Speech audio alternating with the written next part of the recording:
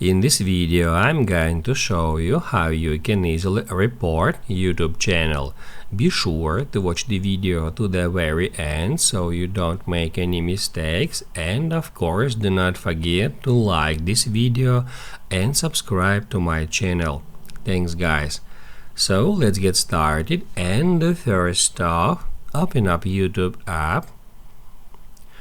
And then if you would like to report to some particular video, you can just go to the videos watch page, then just tap on it once to show up this toolbar, and then tap Add Gear. Select Report. Select any option from that list, and then to send it, tap Add Report.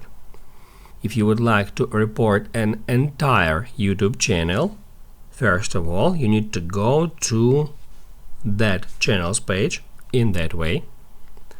After that, tap right here at three dots, and then select Report User.